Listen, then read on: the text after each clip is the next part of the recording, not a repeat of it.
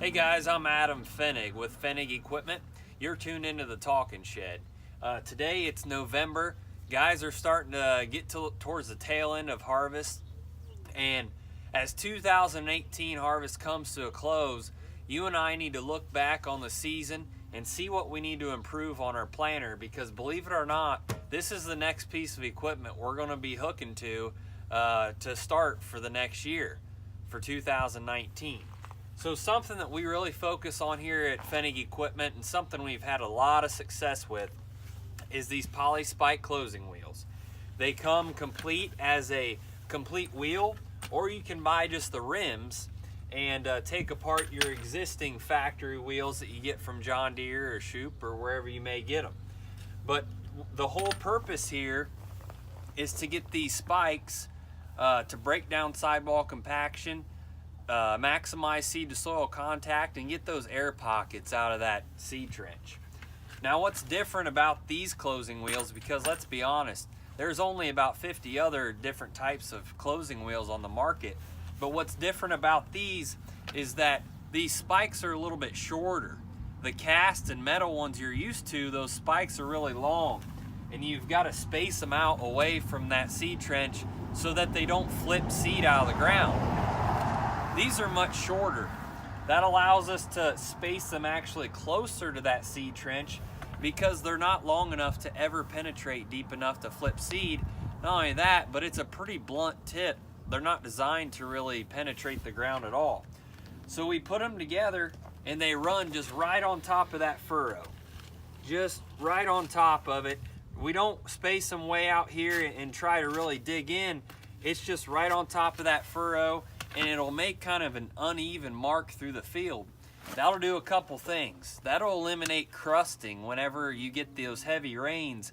If it's flat, like what you get with these rubber wheels, you'll have an area for that water to lay and it'll crust. Whenever these poke some divots in the ground, that water is going to infiltrate through and you won't have that crusting effect. Another thing I really like about these is whenever we talk about tension on your closing wheels, a lot of guys, they'll be out planting in that wet conditions and they'll have these smooth closing wheels on, and they'll bring them way down here into that third and fourth mark. But all you're doing there is you're just putting more pressure down on that seed. Because let's remember, that seed has to fight back up through all that compaction that we're forcing on it by going into that third and fourth notch.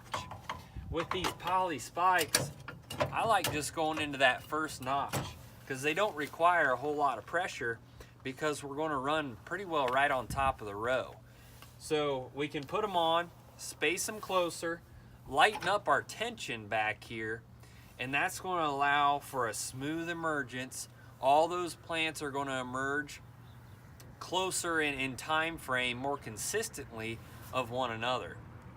You know, I went to Beck's Hybrids PFR in London, Ohio earlier this summer, and I talked with Jared Chester there, and we went out into one of their fields where they ran these poly spikes in no-till and soybeans, and we counted 17,000 more soybeans per acre emerged versus these standard wheels. 17,000. You do some math on that, and that adds up quite a bit. Now you say, well, what do I do with that 17,000? I'm getting more plants emerged.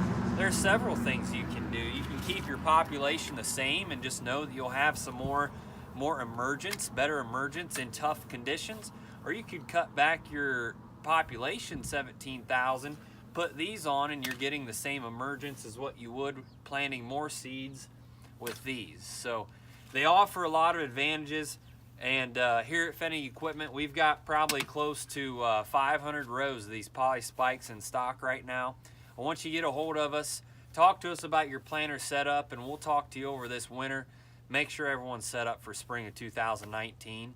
So look for us this winter on the Farm Show circuit. Thanks for tuning in.